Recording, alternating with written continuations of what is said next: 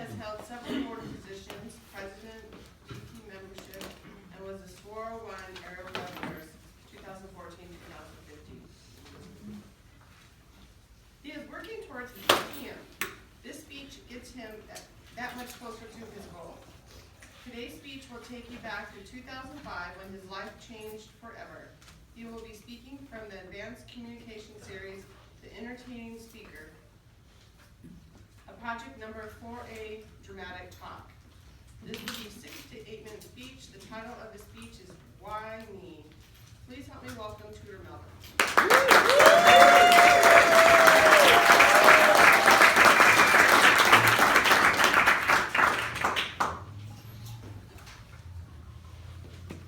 Get on the ground! Madam Toastmaster, fellow Toastmasters, and most honored guests. In 2005, I was held at gunpoint. This was pointed to my neck. I was handcuffed and thrown in the back of a car. Yes, that happened to me. Fellow Toastmasters, in 2005, I was sitting at my counter. My dog was sitting right next to me. All of a sudden, my dog started barking at the garage door. I knew somebody came in the garage, but I was expecting one of my employees because he had made an indication that he would be at my house. So I walked out to the garage. My little dog ran out in front of me, went around the corner by the hot water heater, and that's when somebody stepped out with a gun and a face mask and pointed it at me and said, "Get on the ground." I thought it was a joke. I really thought Paul had put a mask on his face. Not this Paul. Paul Gibson that worked for me. But folks, it was no joke. It was real. I said to him, "If you need money, I'll give you money." He said, "Get on the ground." That's when I realized this is real. I got on the ground. He handcuffed me. He said, "Get up." He grabbed me by my arm, held the gun to my neck, and said, "Follow me." And he walked me into my laundry room. At that point, he said, "Get on the ground." Again, I said, "What do you want?" He said, "Shut up." I got on the ground. He tied me up. He hog-tied me. My little dog was sitting there, licking my face, knew something was wrong.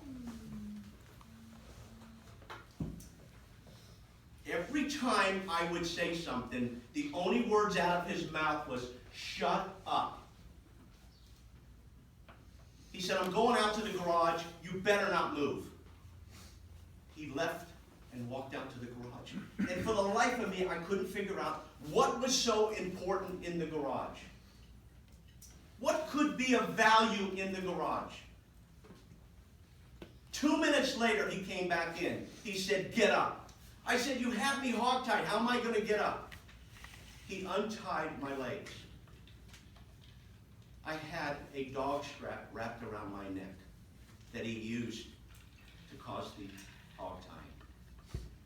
I got up. I'm handcuffed. I walk out to the garage, and he had backed his car into my garage. He opened up the trunk. He said, "Get in." Again, the gun was right to my neck. I got in the trunk. He closed the trunk, and at that point, this handcuff came off my hand. Instantly, my right hand was free.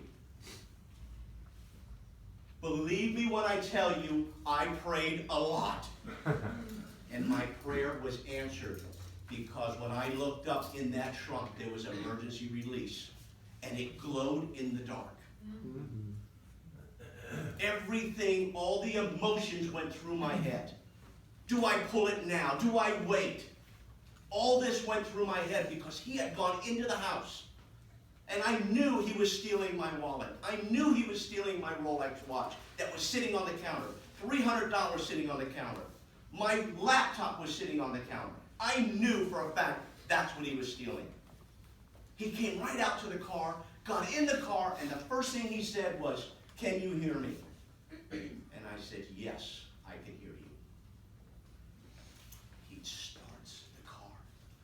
At that moment, I pulled the release. I only wanted the trunk to go up an inch, but it went up a foot. And I was afraid that he saw it. But he didn't see it.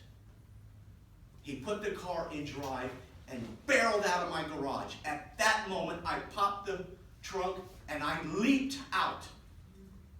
I must have leaped so far because when I hit the street, I pulled a ligament in my leg.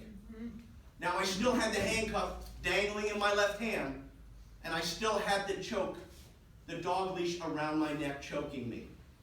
But I ran across the street, and I was praying that the door would be open at my neighbor's house.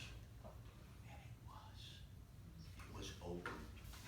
I ran in. I said, "Sharon, I just been home invaded. Please call 911. She called 911. The police showed up instantly. As I came out of the house, walking across the street with this dog collar around my neck, with the handcuff dangling in my left hand, the officers greeted me in the street. I walked over to my house. He grabbed a chair from the garage. He sat me down. He said, "Relax, what can I do for you right now?" I said, "I need to call my wife." I called Susie. I told Susie what happened. She rushed over. The officer went into the house with several other officers, and they started doing the fingerprinting, doing the dusting to look for fingerprints. We never did find out who caused this. We never will find out who caused it. But to this day, it has changed my life forever. Yes, I do carry a gun in my glove box. For the first 2 years after that, I actually carried it on the side. I was packing even when I went to meetings, even when I went to church. Every time I would enter that garage, the fear would come over. But that was in 2005. I wasn't a Toastmaster yet. Today, I'm a changed man. Not only because of what happened to me, but because of this club. This club has changed my life. It has made me who I am today. And I thank every one of you for supporting me through that period. Because a lot of you have heard the story, but there's many people in here that have not heard the story, and that's why I wanted to share it with you today. It's not an April Fool's joke, folks. It happened. It can happen to any one of us. Be prepared. That's all I can tell you is be prepared, because if it can happen to me, it can happen to anyone. Madam Toastmaster.